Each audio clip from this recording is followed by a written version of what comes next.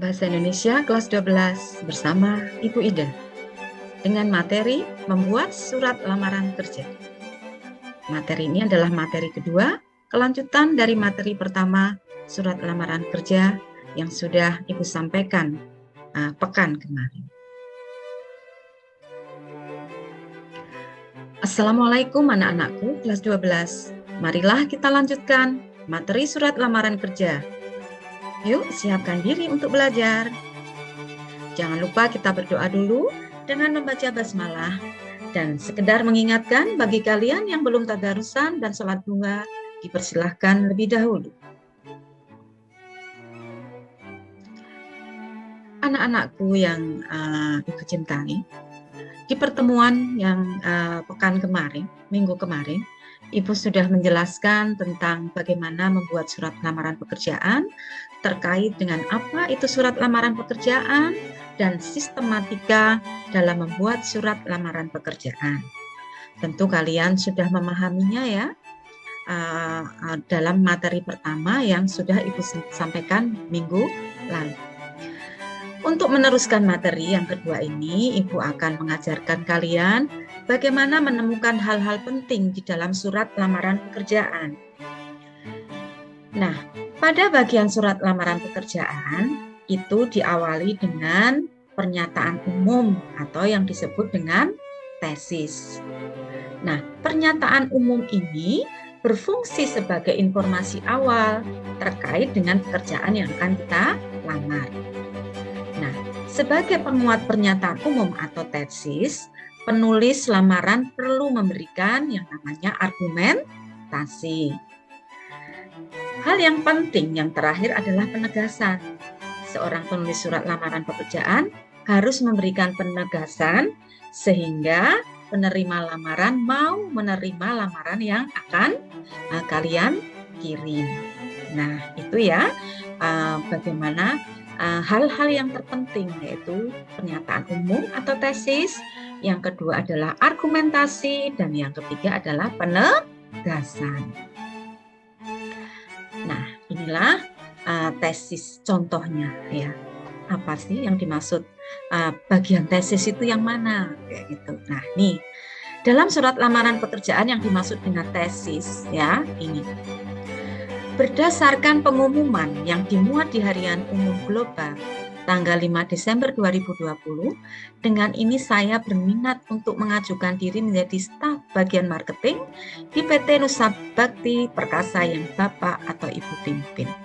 Ini adalah contoh surat lamaran pekerjaan yang sudah Ibu berikan minggu yang lalu, ya. Masih ingat kan? Kalau tidak, buka lagi catatan kalian, ya. Jadi catatlah kalau di dalam pembelajaran daring ini, catatlah tidak hanya kalian melihat, mendengar saja, tapi kamu juga harus membawa catatan, ya. Tulislah hal-hal yang terpenting, ya, seperti itu. Nah, Ibu lanjutkan. Data diri yang saya sebagai berikut ini, data diri nama, tempat tanggal lahir, pendidikan terakhir, alamat, ya. Bisa kalian tambah lagi yaitu nomor atau ponsel yang bisa dihubungi. Itu bisa kalian tambah di sini. Nah, inilah yang dimaksud dengan tesis. Ingat ya, tesis ini. Oke, selanjutnya yaitu argumentasi. Nah, ini argumentasi. Perhatikan contoh argumentasi di dalam surat lamaran pekerjaan. Nah, argumentasi di sini adalah sebagai bahan pertimbangan bersama ini saya lampirkan. Nah, ini ya. Jadi di dalam surat lamaran pekerjaan ini kan kalian ada berkas ya yang dilampirkan. Nah, di sini ada satu lembar daftar riwayat hidup. Ya. Satu lembar daftar riwayat hidup atau portofolio ya. Ini harus ada, wajib untuk menyertai surat lamaran pekerjaan atau lampiran yang pertama. Yang kedua adalah satu lembar fotokopi ijazah terakhir. Nah, ini tergantung kalian nanti di dalam melamar pekerjaan ini menggunakan fotokopi ijazah terakhir yang mana yang kalian miliki. Kalau kalian memiliki ijazah SMA ya berarti itu fotokopinya yang dilampirkan. Atau kalian nanti kalau sudah sarjana ya pendidikan yang terakhir itu sarjana itu yang dilampirkan. Nah, 1 lembar transkrip nilai. Nah, kemarin di minggu kemarin sudah Ibu jelaskan. Kalau di ijazah SMA itu nilai itu jadi 1 dengan ijazah, ada di belakangnya.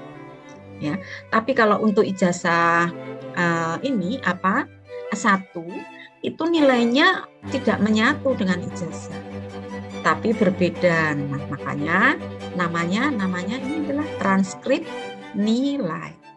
Nah, ya, karena ini Mahendra tadi menggunakan ijazah terakhirnya adalah ijazah sarjana ekonomi.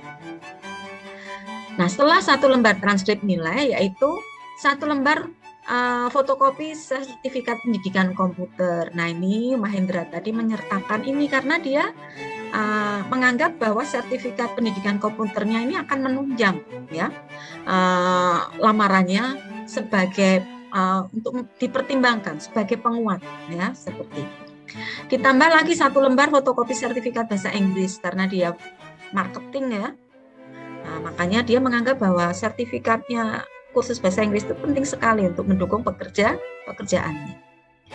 Terus yang tak kalah penting lagi yaitu 1 lembar fotokopi KTP. Nah, ini sangat penting. KTP ini menyebutkan di mana atau identitas dia, alamatnya, usianya berapa, ya, seperti itu. Terus 2 lembar pas foto ukuran 4x4. Nah, foto ini juga harus ya sebagai argumentasi bagaimana atau penampilan wajahmu. Nah, nanti perusahaan akan melihat sosok dari sang pelamar itu tadi dengan pas foto ini tadi.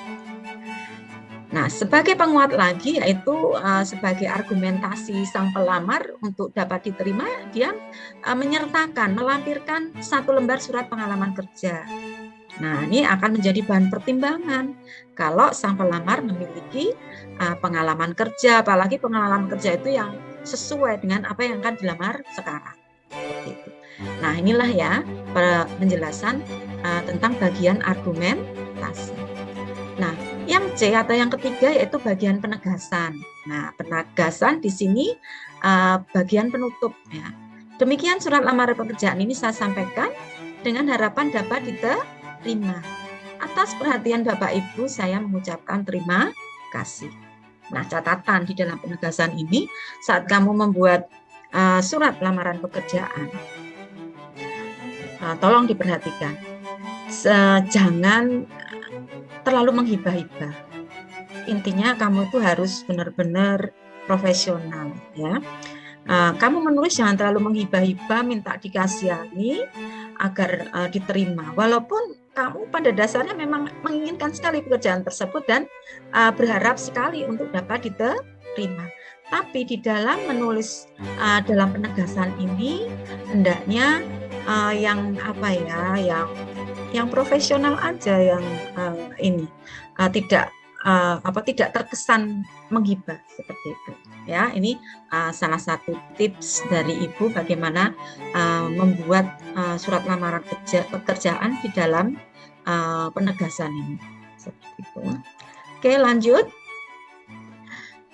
Setelah tadi belajar itu tadi tentang tesis, argumentasi dan penegasan, kita melanjut bagian surat lamaran pekerjaan, yaitu mengidentifikasi unsur kebahasan surat di dalam surat lamaran pekerjaan. Ini sangat penting sekali ya, karena di dalam keterampilan menulis, terutama membuat surat lamaran pekerjaan, unsur kebahasaan ini sangat penting. Jadi kalian harus bisa memahami unsur-unsur kebahasaan di dalam surat lamaran pekerjaan. Nah, apa saja toh unsur-unsur kebahasaan di dalam surat lamaran pekerjaan itu? Apa yang diperhatikan? 1, yaitu bentuk surat. Nah, bentuk surat lamaran pekerjaan itu dibuat menggunakan format standar.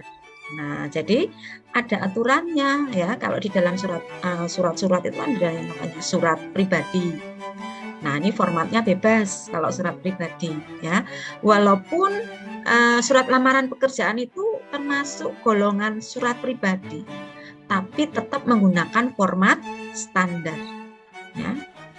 Tapi berbeda dengan format standarnya surat resmi ya, surat resmi yang dipakai di dalam surat dinas, surat niaga, dan surat sosial ya. Ini berbeda. Surat lamaran pekerjaan mempunyai format standar tersendiri ya. Seperti contoh yang sudah Ibu ini ya sampaikan minggu lalu, itu surat lamaran yang menggunakan format standar. Dan yang B atau yang kedua, menggunakan bahasa yang baik dan benar.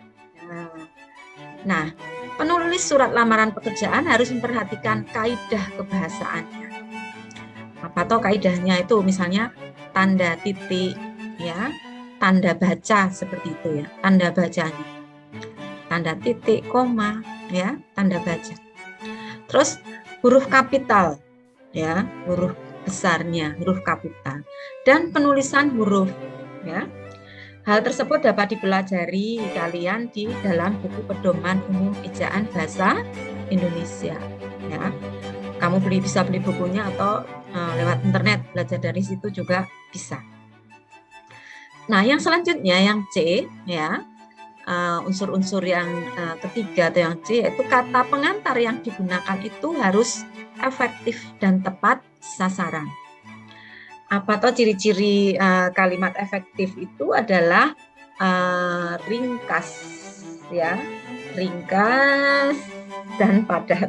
Nah, itu nutupin ya. Nah, ringkas dan padat, jelas, serta menggambarkan kejernihan dan kelancaran jalan pikiran penulisnya.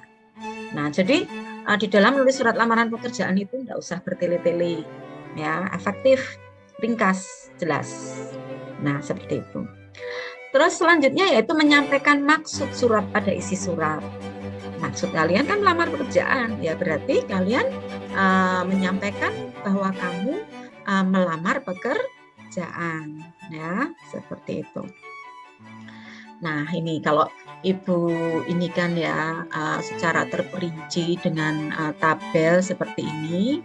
Nah, ini pertama bentuk surat. Nah, ini dijelas lagi di sini. Contoh surat ini sudah menggunakan format tulisan surat standar. Nah, ini ya. Terus menggunakan bahasa yang baik yang benar di sini. Misalnya menggunakan tanda titik. Contoh di sini. Demikian surat lamaran pekerjaan ini saya sampaikan dengan harapan. Maaf ini belum Ibu edit ya, Ibu lupa di sini. Demikian surat lamaran pekerjaan ini saya sampaikan dengan harapan mendapat perhatian dari Bapak. Atas perhatian Bapak Ibu, saya mengucapkan terima kasih. Nih, tanda bacanya ada titiknya, ya, ada komanya. Nah, ini menggunakan tanda koma. Ini kalau tadi tanda titik, ini menggunakan tanda koma. Contoh, atas perhatian Bapak atau Ibu, saya mengucapkan terima kasih. Bandung, 27 Desember 2020. Terus dengan hormat koma. Nah, kalau yang ketiga menggunakan huruf kapital, ini contohnya YTH yang terhormat, titik.